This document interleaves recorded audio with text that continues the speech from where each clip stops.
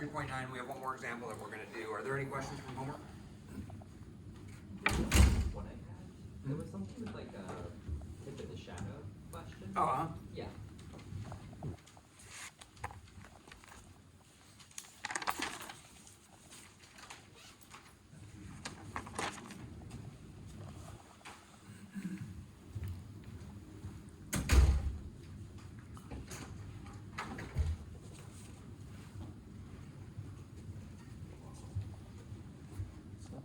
What's up, man? How's it?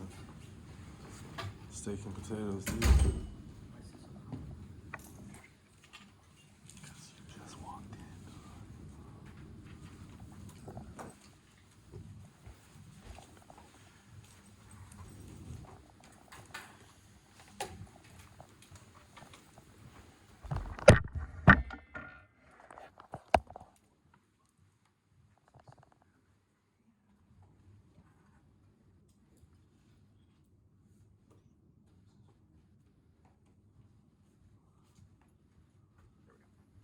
okay. So, here, number 4, we have a street light that's mounted atop a 15-foot pole.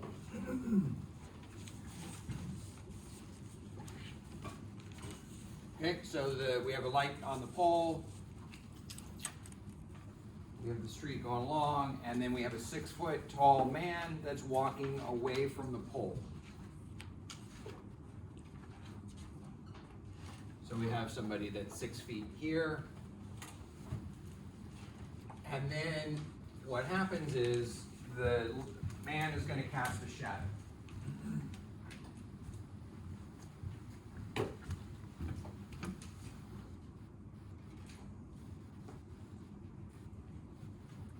Okay?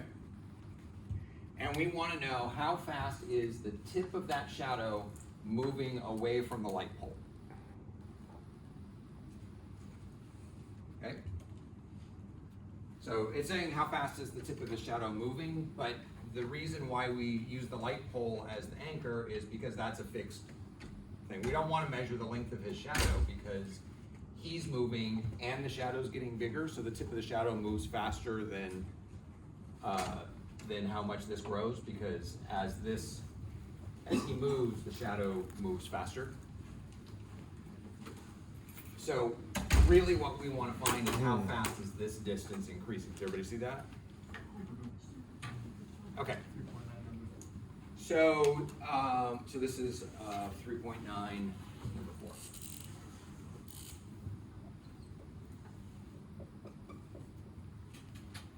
Okay, so looking at this picture, as this guy is moving in this direction, what changes in this picture? And the light post is fixed, the height of the man is fixed, but what changes? How fast come that way? So how fast? So, I mean, like this angle would change. Is it coming straight down, the shadow coming down quickly, or is it like? It's like the latter, isn't it? Like the opposite way though? It's, well, so the light is coming from here, it's not sliding down the wall, because the light is fixed at the top of the pole. So here we're talking about a light pole and we're casting a shadow. So it's not the same as the ladder. It's kind of like the upside down cone, right? Upside down what? The cones where we have to use the. Yeah, proportion. and so looking at this, first thing that we can notice is we see 2 triangles that are embedded in each other. We have a big triangle and a little triangle that's sharing an angle here. These are going to be similar triangles, and we're going to take advantage of that to solve this problem. But what we need to label variables. We need to look at this and figure out what's changing. As time goes on, as this person walks away, what measurements on these triangles are changing? What is the feet? Is that feet? Yeah, it's a 15-foot pole and a 6-foot man. So as he moves, so we have The these shadow triangles. grows as he moves away from the. So the triangle grows. So this side doesn't grow. The No, the other hypotenuse. side does. This side? Yes. Yeah, so we can call this something here. What do you want to call that? S. for S. shadow. Okay. What else changes? The distance, right? So we found that distance changes. Anything else changes on this triangle? Yeah, the person's moving. The person's moving, so this changes. What do you wanna call this? Person's P, okay, call that P. So that's his distance from, so S equals distance from pole to shadow. P equals distance from pole person. Okay. What about this distance? What about this here? It gets smaller. Right. So as he walks further away, what's gonna happen to the shadow? The shadow's getting bigger. The shadow's gonna be getting bigger, so this changes too. So this length changes too, so that one is also a variable. But this one, we actually can write an expression for, since we know what this is. We call that S. We call this P, what is that gonna be? The distance between the shadow and the. So hypothetically, say this is 7, and this is 4. What's this? 3. How'd you get that? It's just 7 minus 4 leaves 3, right? So would it be S minus 6? So that one's gonna be S minus P. Okay? Is everybody okay with this picture? Okay. So let's look at the information that we know. So we have the 15-foot street lamp, we just labeled that. We have the 6-foot person, we labeled that. He is moving away from the pole at 5 feet per second. So the man is moving away from the pole at 5 feet per second. Is that a P or is that an S? A P. That's a P. So the P is the person moving, S is the shadow moving, but we're told how fast the person is moving. Does everybody see that? So that would be a P prime. That right? would be, does everybody agree that's a P prime? Because it's per second. Mm-hmm. P prime equals 5 feet per second. How fast is the tip of the shadow moving when he is 30 feet from the pole? Is that gonna be P or is that gonna be S? Say that again, please. How fast, so he's 30 feet from the pole. Mhm. Is that P or is that S? Shadow. That's S. Is he is 30 feet from the pole. So is that the distance from the pole to the shadow or the distance from the pole to the person? It's not saying the shadow's 30 feet from the pole, it's saying he's 30 feet from the pole. So the person. That's gonna be the person, so this is gonna be P is 30 feet. And what is the rate that we wanna find? How fast is the shadow moving is gonna be. Is that gonna be a P or is that gonna be an S? That's gonna be a shadow. Once you label things, then when you read it off, just read off. Anytime it's referring to the person, that's gonna be something related to P. Anytime it's saying something about the shadow, that's gonna be related to S. But we don't wanna find S, we wanna find S prime.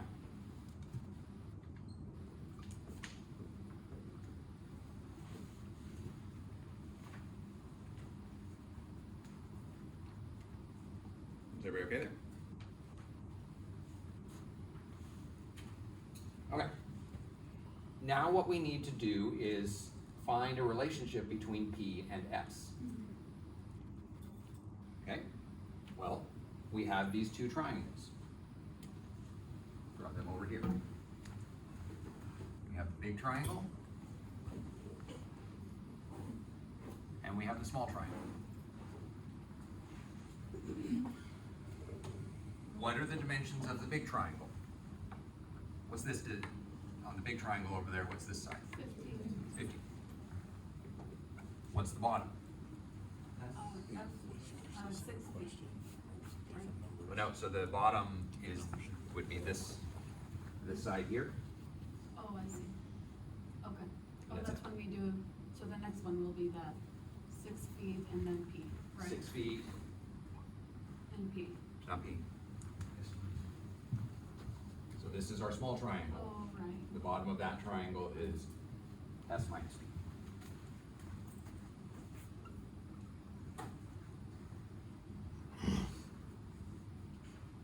Okay? So when do we know to make the 2 triangles? Like. When we have indicator? one, so do you see that we have 2 triangles here, one inside the other?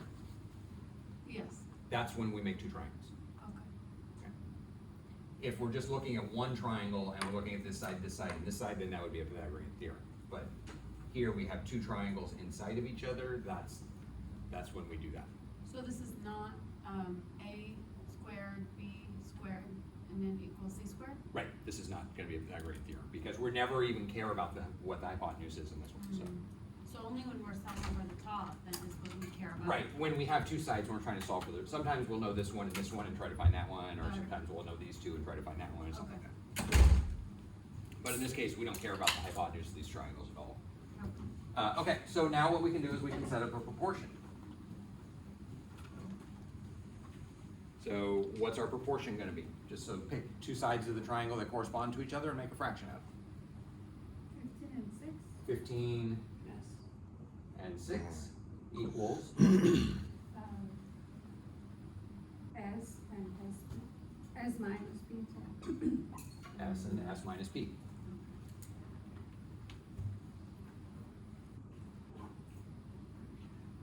And that's our equation. That's what we're gonna take the derivative of. Could we know without doing this stuff, just looking at that, or what do you think? It's easier if you draw, I mean, you can get it directly off of here, but without the picture, you're probably never gonna come up with this. So Okay, you're saying the 2 sides, so, okay, that's, so you're doing 15. 15 and 6 match up, and then S and S minus P match up. Okay. Okay, we could work with this directly, but taking the derivative of this is gonna be kind of messy because of we'd have to do a quotient rule there. But we can do some algebra on this before we start, and then that's gonna make our derivatives a lot easier. Okay, so if we cross multiply here, we get 15 S minus P equals 6S.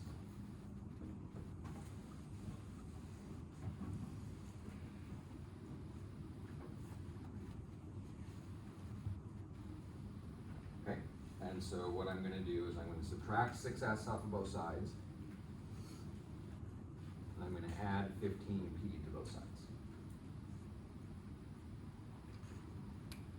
And we end up with 9S equals 15P. Why do we cross multiply? It's a proportion, just a fraction. Whenever we have a fraction equals a fraction, you can always do this cross multiply to To get rid of the, simplify? simplify it. Oh, okay. So we can do that even though there's an equal sign in the middle? Yeah, that's how proportions work. So whenever we have, A over B equals C over D, this means that AD equals BC. And the reason we do this is we just multiply both sides by BD. Do the same thing to both sides. Here the B's cancel, leaving us with AD. And here the D's cancel, leaving us with BC. Oh. So whether it's, so we used to do that, you know, but for the other stuff too, where it was multiplication. Where it was, We were doing that also for other stuff. with fraction over fraction, we can Yeah. do that, yeah. But there was no equal, so we could do that also with equal. Right, this is just kind of the general rule of thumb for proportions, is you just cross multiply. Thank you.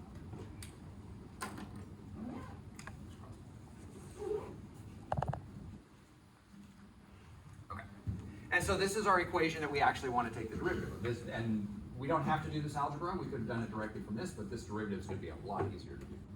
Yeah. Okay, so what do we get when we take the derivative here? What's the derivative of 9s? 9. And 15. Oh, times, S prime, S prime equals fif- 15 times P prime. P prime. Doing these related rates, don't forget to put in your primes in there. And now we can just enter in the information we know. So S prime is what we're trying to find, so we don't know that one yet, but what is P prime? Five feet. So P prime is 5, so 9 S prime equals 15 times 5.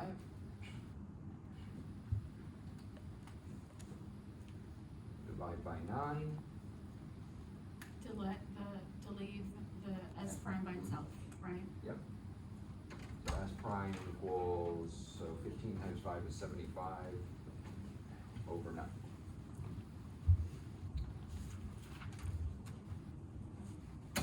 Why do we add the, for example, when we get the derivative of 9s, why do we multiply 4 times s prime if it's not like the implicit, like the last? It is implicit. So these related rates, what's our independent variable here? That's not showing up in the equation. Everything is dependent on what? Right. Well, So when we say feet per second, that second is our Dependent? independent variable. The denominator of our fraction here, that's our independent variable. What variable is that? What variable measures seconds? Is measured in seconds? Time. Time.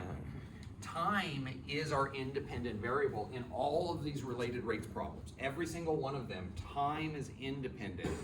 Everything else is dependent. So this is always implicit differentiation when we do this, and every variable that shows up is a dependent variable, Because P, is dependent on t, and S is dependent on t. Just like T, what do you mean T? time. So P is dependent on time, S is dependent on time. Just like back in 3.5, Y is dependent on X. Mhm. Because I remember you said that, to be able to visualize is if you have the X and Y's combined, right? Yeah. That's when you know it's implicit. Right. Yeah. So that's in general normally when we graph, we use the XY plane. We call them label the variables X and Y. That's kind of generic. Here we're when we apply do application problems, oftentimes we switch to other variables. And in this case, T is taking the place of X. Everything else is taking the place of Y. Okay. Okay. And now, so we have S prime is 75 over 9. What are our units? Feet per second. So the length of the shadow is measured in feet, and our time is measured in seconds.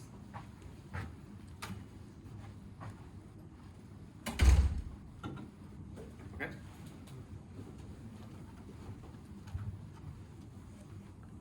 This is a tricky one.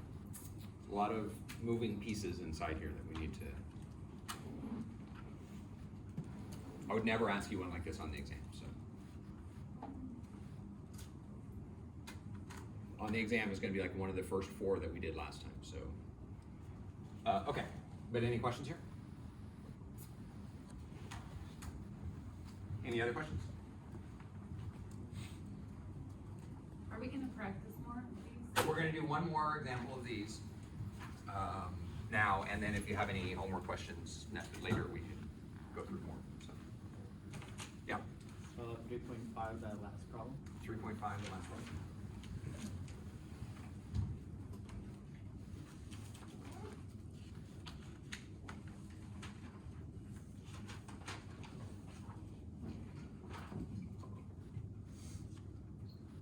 Oh, okay.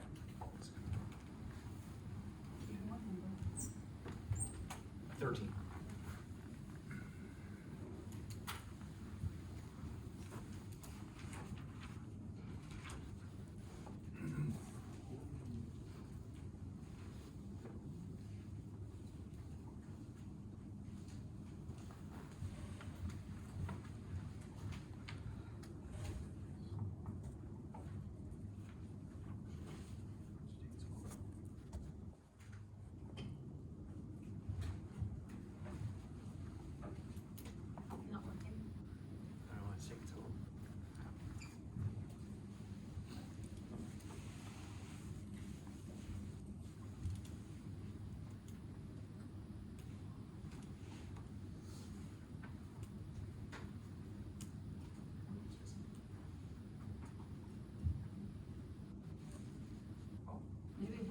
time to turn on. Yeah, it was just on, so it should have been.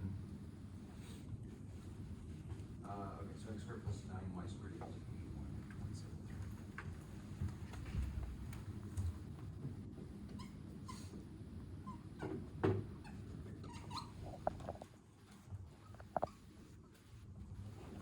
Okay. So, for this problem, and I don't know why this isn't working. There's supposed to be a remote for it, but I don't know where that is.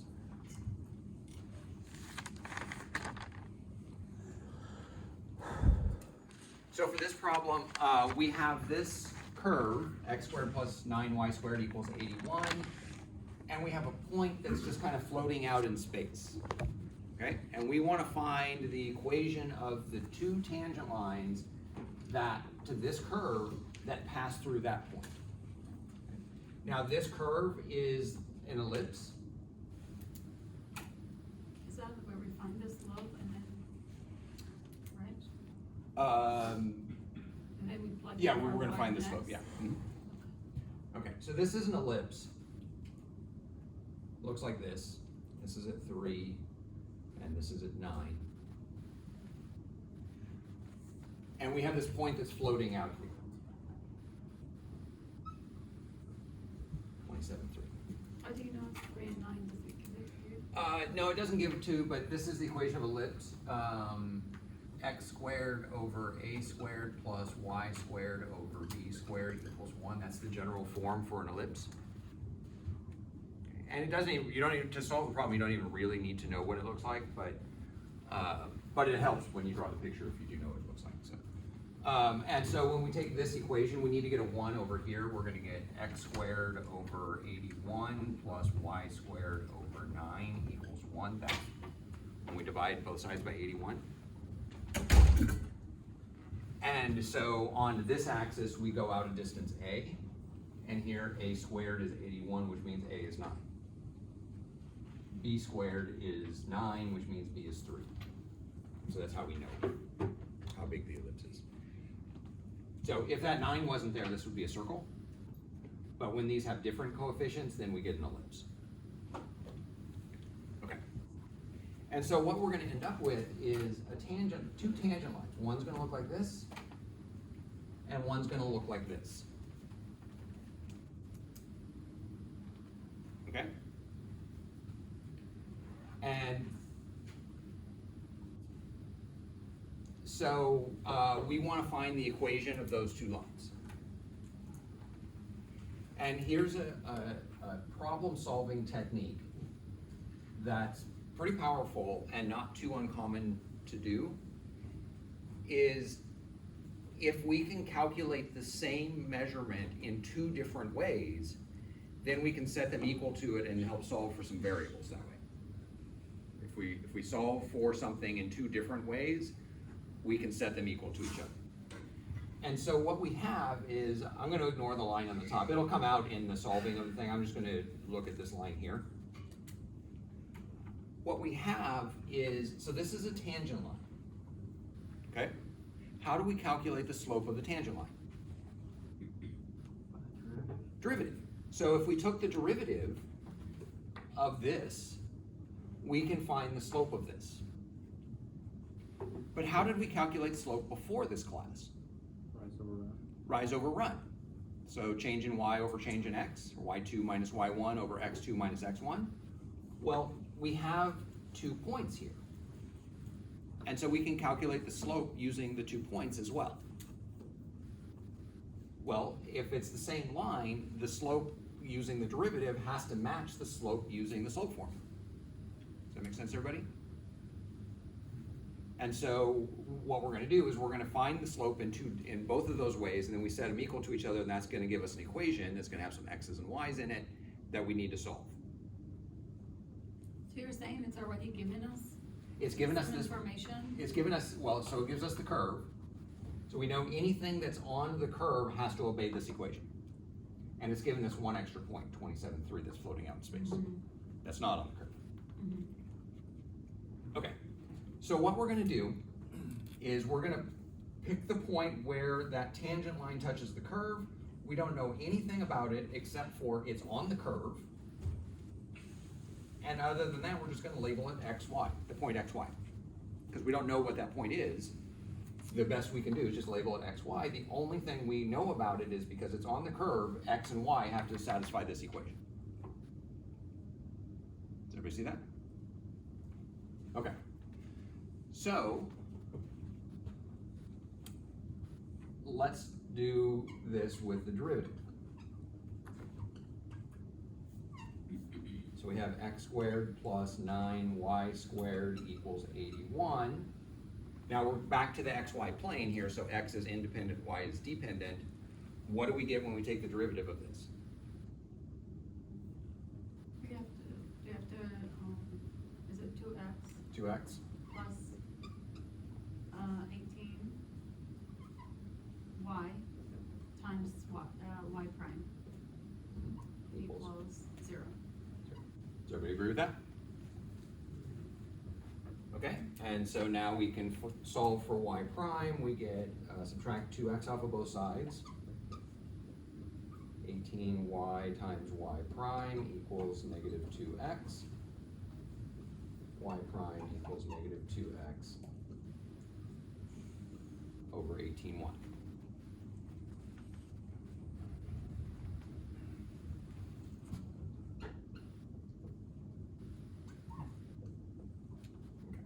Simplifying the fraction, we get negative x over 9y. Is everybody okay with that? Okay.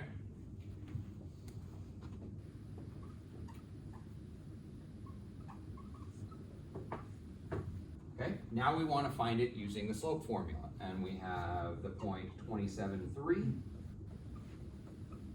And we have the point xy. And so what's the slope between those 2 points? That's when we do the y minus y1 and. What, no, so the slope formula, m equals y2 minus y1 over x2 minus x1.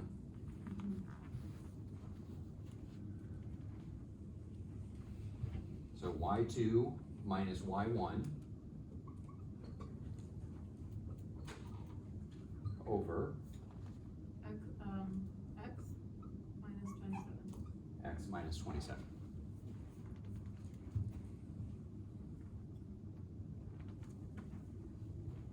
Okay, so we have this is an expression for the slope of the tangent line. This is also an expression for the slope of the tangent line. So we can we can set those equal to each other and solve. And so what we have is negative x over 9y equals y minus 3 over x minus 27. So is that when we cross multiply? Mhm. Does everybody see that we're going to cross multiply here? Just like we did with that last problem. Now, this is one equation with two variables, and we have no hope of solving that to find x or y when we have two variables in one equation. However, we have another equation that we know, which is the one that we started with. And so we can, this sets up a system of equations. Oh, can we do the quotient row? We're not taking derivatives anymore. All we're doing is solving now. We're done taking derivatives. So we have a system of equations. Now we're not used to solving systems of nonlinear equations. If it was linear equations, we could do elimination or substitution. But this is nonlinear, they're harder to solve. But this one actually ends up, a nifty little trick happens with this one that we can take advantage of, that normally we can't do when we have nonlinear equations like this.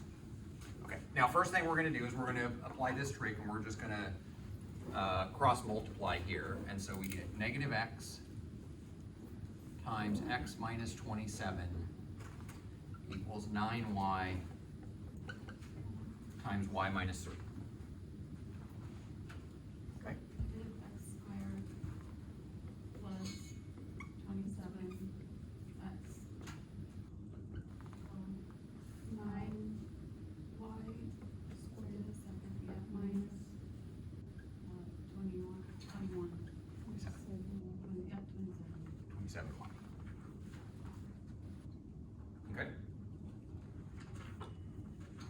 And so this equation and this equation are forming our system of equations now. But there's a nifty trick that's gonna happen that we're gonna see here in a second. What I'm gonna do is I'm gonna move both of the square terms to this side and the non-squared terms to the other side, Why is that? just because it's gonna help us. And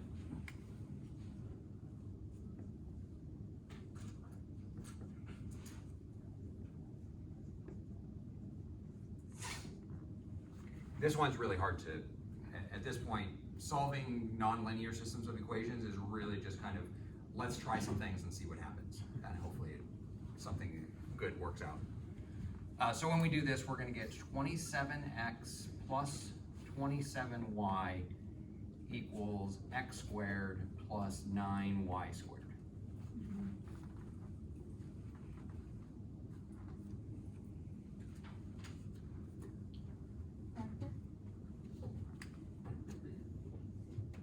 What is that? Are we gonna just do a project now? We're not taking any more derivatives, we're just solving it. What, This is all algebra from now on. what does that equal? What does that equal? Exactly, this is what we started with. Yeah, and what is it, what does this equal? It's my x, right? So x squared plus 9y squared equals 81. So this is 81 here. And so now this equation becomes 27x plus 27y equals 81. Why is it 81? X squared plus 9y squared equals 81. Oh, Yeah. That's the nifty trick that makes this work out. They were very careful in how they chose this equation and how they chose that point to make that one trick happen. Normally that wouldn't happen, but it does for this one specific point out here in space, it does. Okay, and so now what we can do is we can take this, solve for one of the variables and plug it back into there and finally solve for x. So here y equals 27y equals negative 27x plus 81.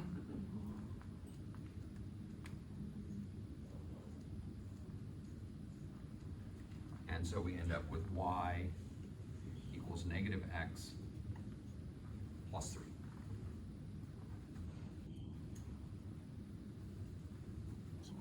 why is it? 81 divided by 27.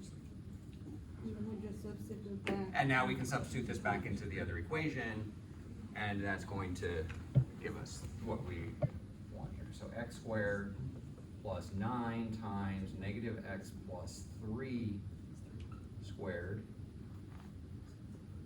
equals 81.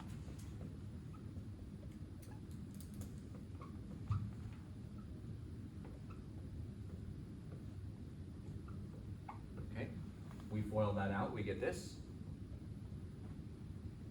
And then we distribute, we get x squared plus 9x squared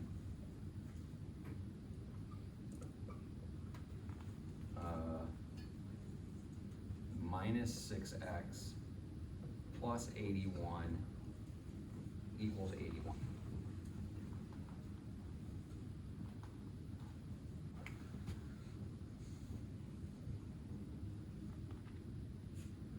Okay. Subtract 81 off both sides and those go away. And now we have 10x squared minus 6x equals 0.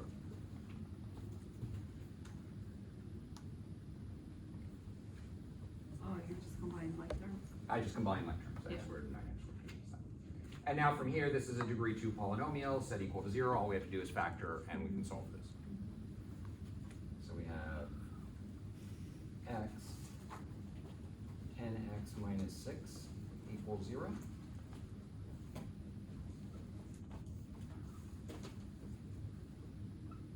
Okay, so here we have x equals 0, and here we have 10x minus 6 equals 0. Why is that one equal 0?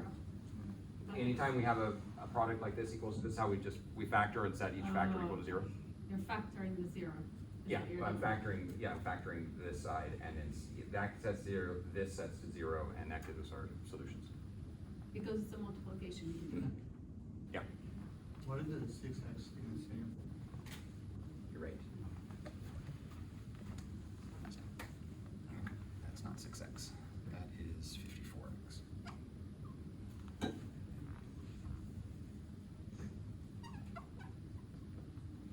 Okay, and so now we have 10x squared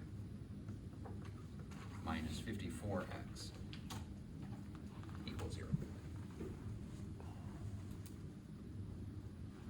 Okay, I was running out of space there, so I'll do this over here. This over here. Okay, so we factor out an x. 10x minus 54 equals 0. So here we have x equals 0. Here we have 10x minus 54 equals 0.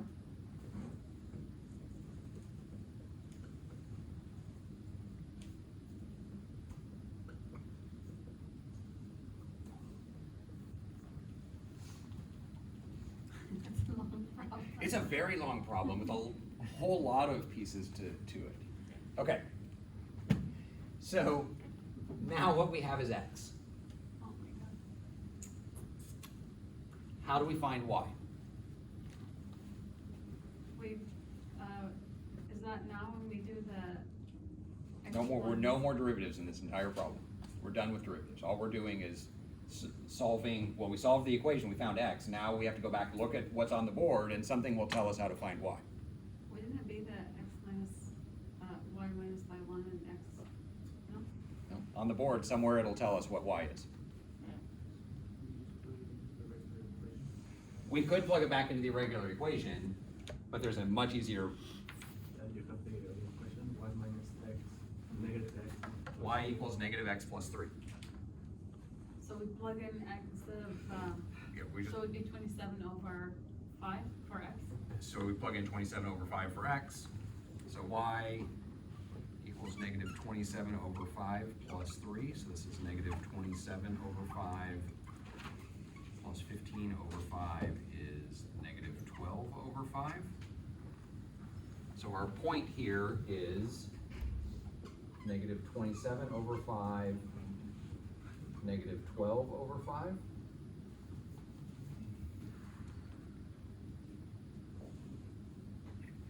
But this isn't our only solution. We also have x is 0. If x is 0, what is y? So this is x equals negative 27 over 5. What do we get if x is 0? Just 3? Yeah, so we get y equals 3. Okay, so this gives us that this point is 0, 3. So what's like the final answer? It's not coming. Okay. Because this problem is just a mystery, like. It is a very long problem, so, okay. Does everybody okay with where we've gotten to so far? Yes. Is there a trick? I feel like there's a trick. No, there's no behind- trick. This is how you would solve this problem. Oh my gosh. Okay. So, Thank you for asking my question. yeah. Good problem. Now what it wants us to do is, we're still not done. We found the points. Oh my god. It wants us to find the equations of the lines. Equation of the line. The equation of the lines, yes. Sweet. So that's when we do the y prime, right? That's where we do y minus y1 equals mx minus x1. Oh. I was waiting for the long time, but. Yeah, now we finally do that. Okay. Oh my goodness. So we have, we're now gonna use y minus y1 equals m x minus x1. So y, well, it depends. So how do we know which one do we go with? We go with y equals 3 or y, you know what I mean? We're gonna have to do it twice. We have to do it once for each line. Oh, okay, I see. Okay. So let's look at this line here. Mhm. We have points that we can plug in. We know it goes through the point 0, 3 and through the point 27, 3. We actually have 2 points. But what we don't know is the slope. What's the slope of this line?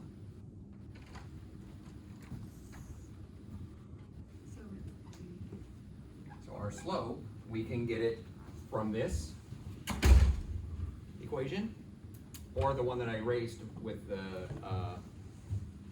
slope formula. I'm just gonna use this, because this is easy. So this is, remember this was our slope. All we have to do is plug in our points. So our slope is gonna be -0/9 times 3, which is 0. So this equation is going to be y minus y1, which is 3, equals 0, nope, sorry. Yeah, that's right. X minus 0. So that whole thing goes away, and we just get y equals 3. So that's one equation of alignment. That's a horizontal line, by the way. That's why there's no x's in it.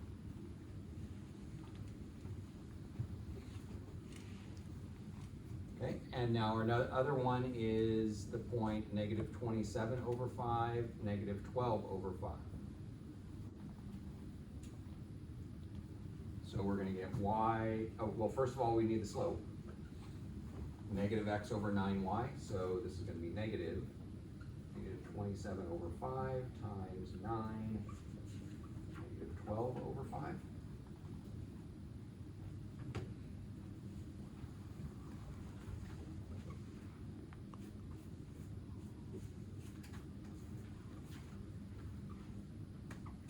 Uh, 9 times 12 is 108.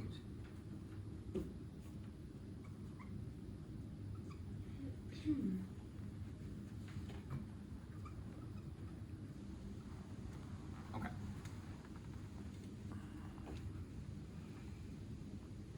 So just simplifying that fraction, that's what we get. And so our equation here is going to be y plus 12/5 equals -27/108, x plus 27/5. And this is our other equation.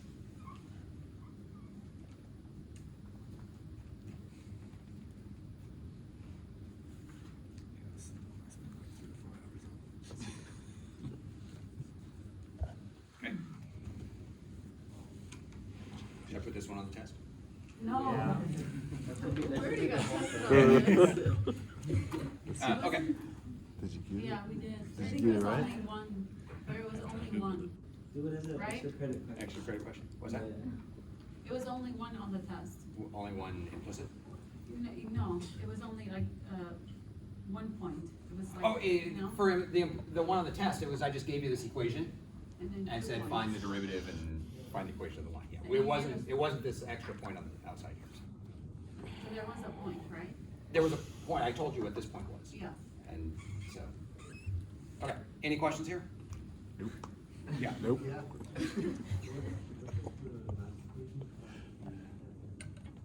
This one?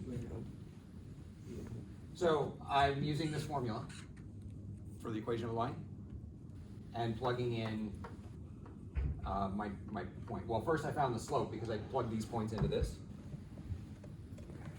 And then I use that equation with the slope I got. That's our slope, that's our point. I just wrote the equation of the line.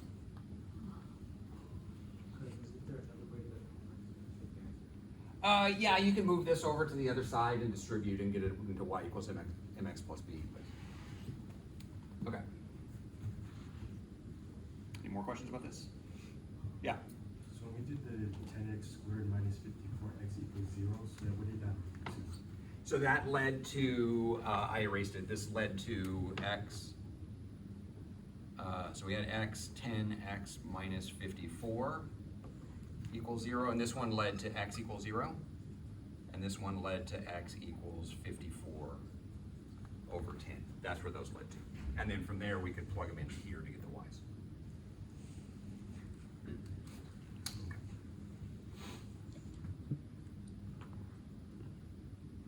Any questions? No. Okay.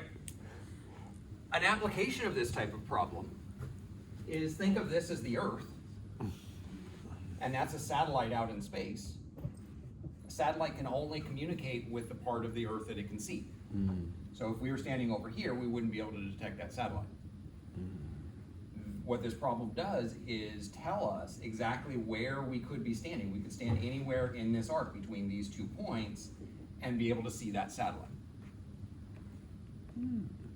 Okay, so this is actual something that an engineer would do when they're launching satellites, so they can figure out exactly what part of the Earth is visible at any given time. Now, it's much more complicated because first off, the Earth is 3-dimensional instead of 2-dimensional.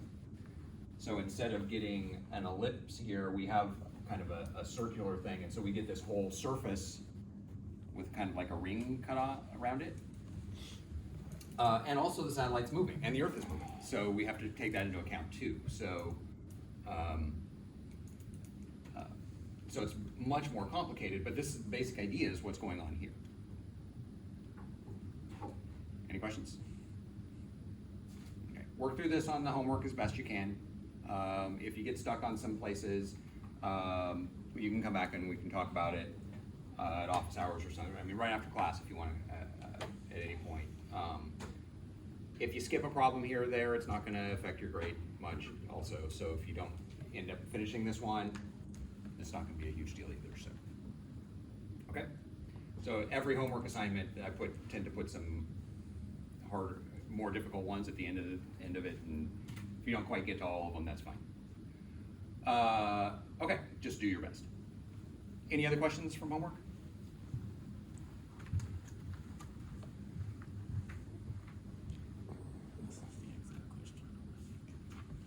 Yeah, I remember you talking about Okay. you get down a question for like 4 or 5 hours or some shit. For the Goddamn. 3.9, can we make things up too? Just, what do you mean make things up? Like how fast the folder is opening or anything like that? Oh, yeah. So the tricky part is figuring out what the equation is going to be that we have to take the derivative. Yeah. So it's working now. So in some, I mean, on the problems in the book, the scenarios are, usually it's geometry, something going on with geometry. So the volume of a sphere or the Pythagorean theorem or those embedded triangles, that sort of thing. And so, I mean, you could do it with the folder too if you want to know if you open it at a certain speed, how fast is the top of the edge of the folder moving or something like that. So you could do that. I mean, the related rates show up everywhere. The question just kind of ends up becoming, is that useful information that's going to help you solve some problem that you are working on in your career? Yeah. Or like it could be like opening the door, right? Or like, Yeah. I don't know, like something Mhm. related to more real life. Yeah, so let's look at this last problem in this section.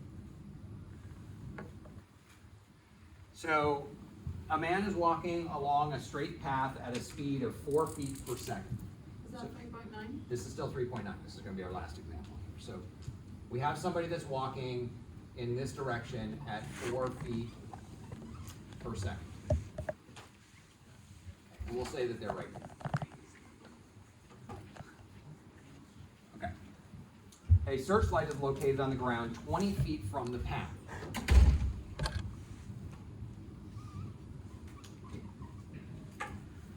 Okay, so that's 20 feet there.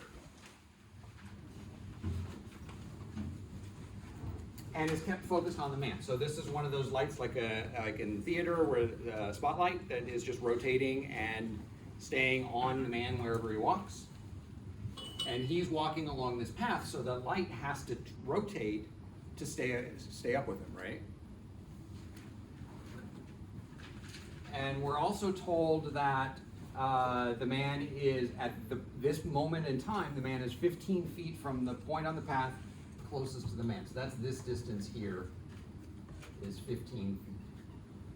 But that doesn't stay constant. This stays constant because the light's not moving. Its position isn't moving. But the man is moving, so this is not constant. Does that make sense? Okay. So we want to know how fast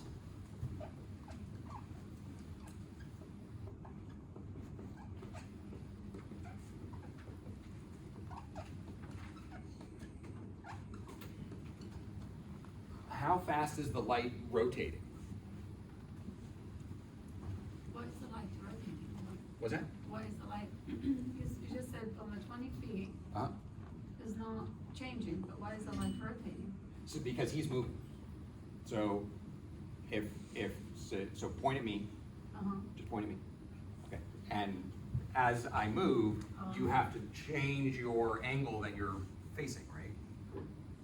So- Oh, you're talking about like the theater movement? Yeah, like the three light? theater lights. So we have the light that we're standing here and shining it as I the see. person moves along. And so the light has to rotate to follow the person. So and what we- is 20 feet, why is it not changing that? But this is, the light is fixed in place. The light's not moving. It's only Oh, I rotating. see. So this is stuck at 20 feet, but the man is moving across here. So this 15 feet is the moment that we're interested in, but it doesn't stay that way. So the angle of the light is moving, Angle of the light is moving. but yes. its location is not. Right. Okay.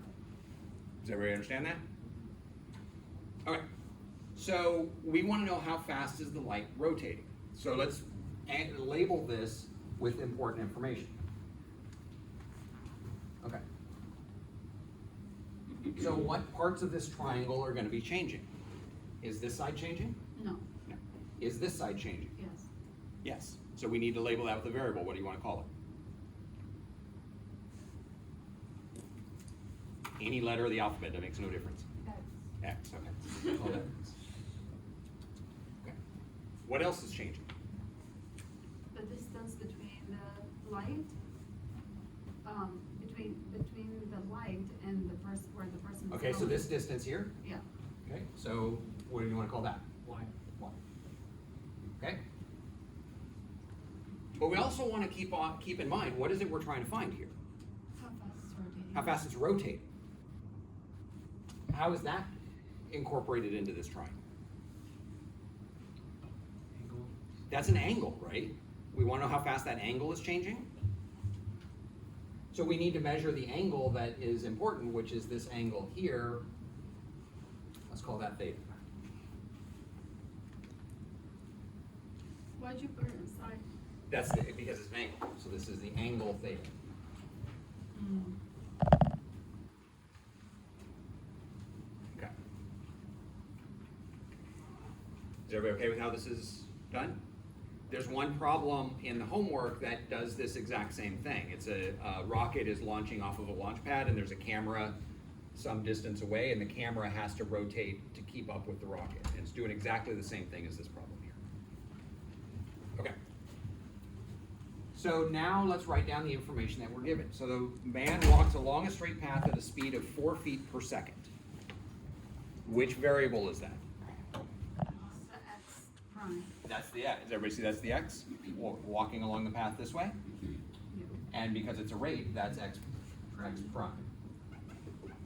4 feet per second.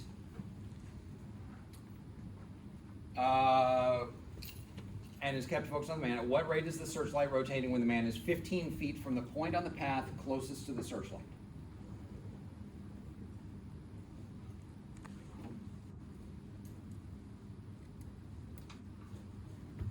Say that again, please. So the man is 15 feet from the point on the path closest to the searchlight. So the point on the path closest to the searchlight is here. The man is here. He's 15 feet away, so that tells us what variable? That tells us the X. Is 15 feet. And what is it we want to find? What's that? Theta. We want to know how fast is it rotating, what measures the rotation? Theta. Theta. Theta. So we want to find theta prime.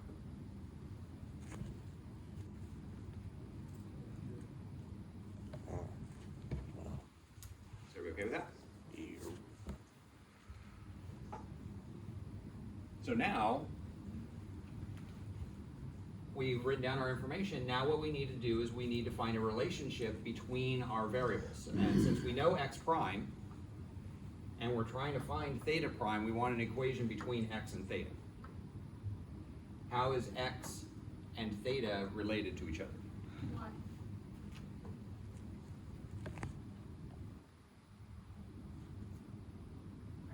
What's that? Why? Well, so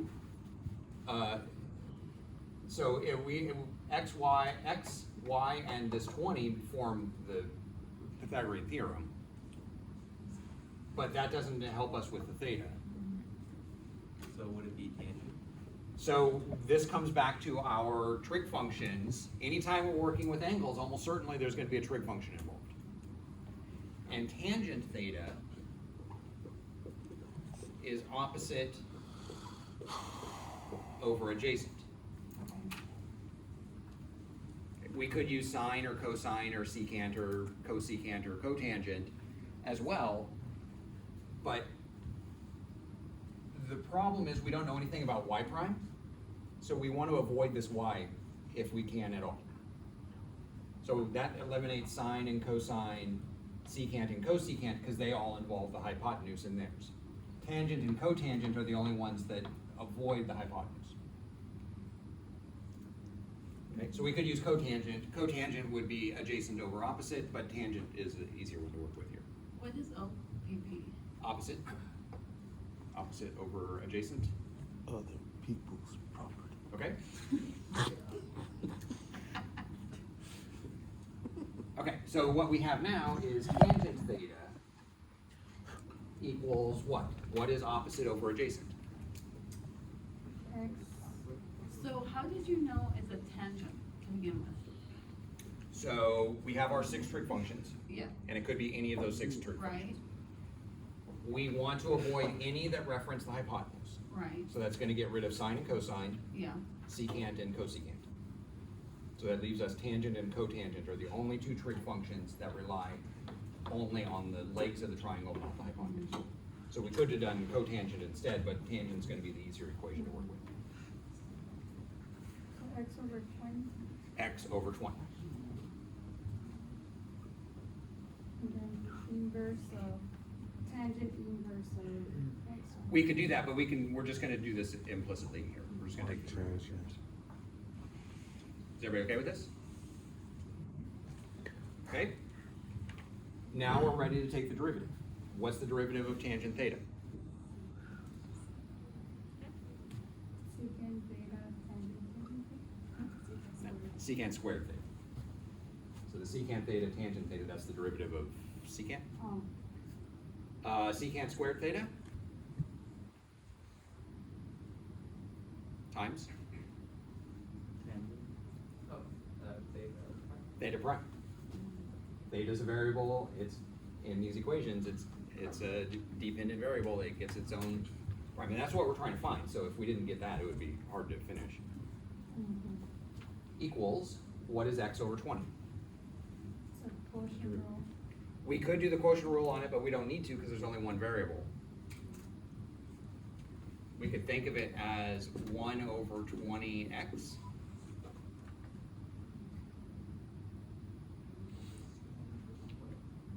what is that for? We're taking the derivative of x over 20.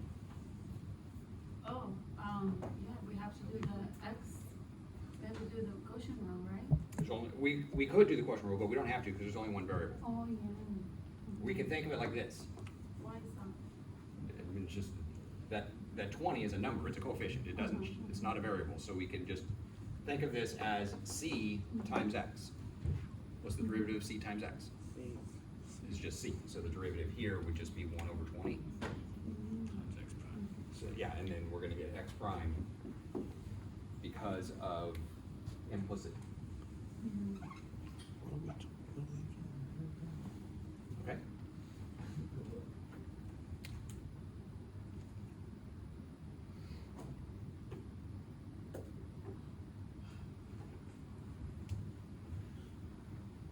Everybody okay here? Okay. Now let's plug in what we know.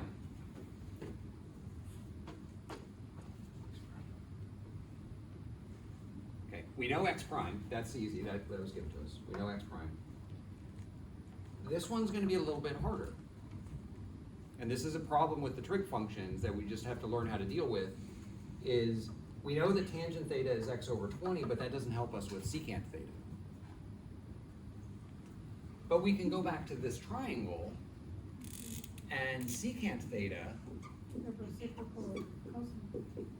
is hypotenuse over adjacent. Well, what is hypotenuse over adjacent going to be? Y.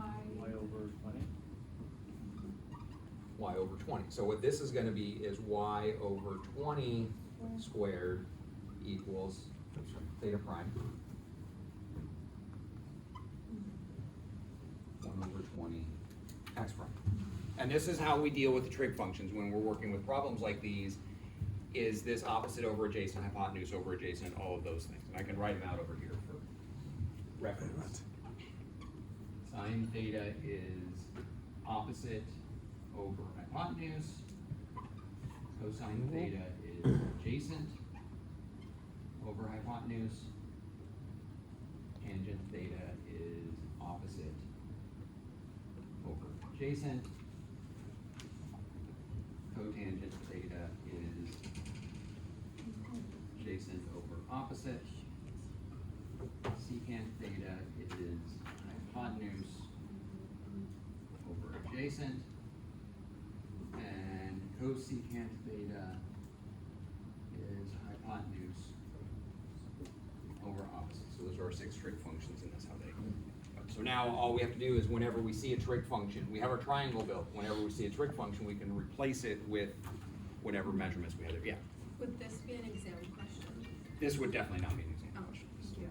So it's the exam questions from 3.9 will be one of those first 4 that we did last time. So the sphere, the rectangle, the ladder sliding down the wall, or the cars approaching the intersection.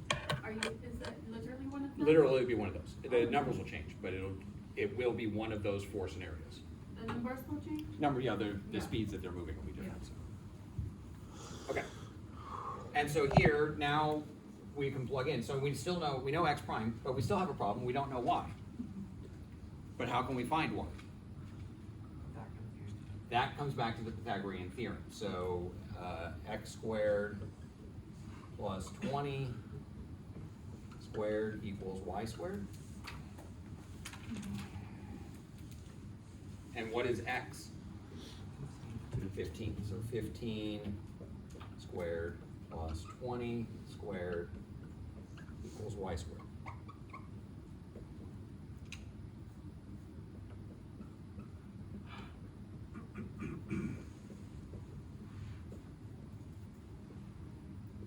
Okay, we solve for y,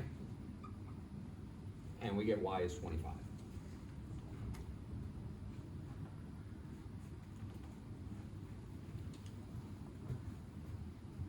So now we have 25 over 20 squared theta prime equals 1 over 20 times 4.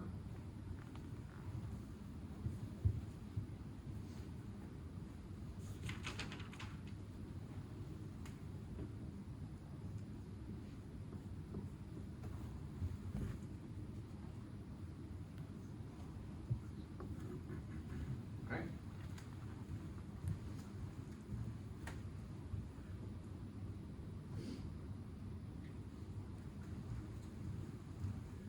And so we multiply to get rid of, by the reciprocal to get rid of that. And we end up with theta prime is 4 over 20 times 20 squared over 25 squared.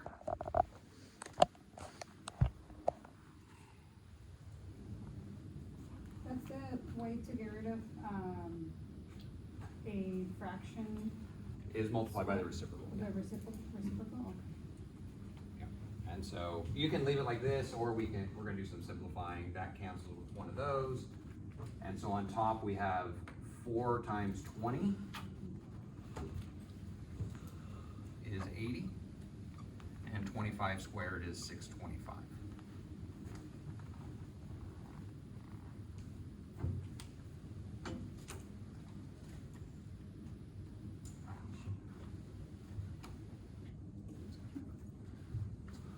What are our units here? Feet. Feet per second. So how fast is the light rotating? So theta is a measurement of What is theta measuring? The angle. As an angle. What do we measure, what units do we use for angles? Degrees. Degrees or Radians. radians. How do we know which one it is? So read the problem. Every problem we've had has had clues as to which measurement we needed to use. Is this feet? Is this meters? Is this centimeters? Read the problem. Does it say anything about what measurement the degrees are? Is there any hint in there?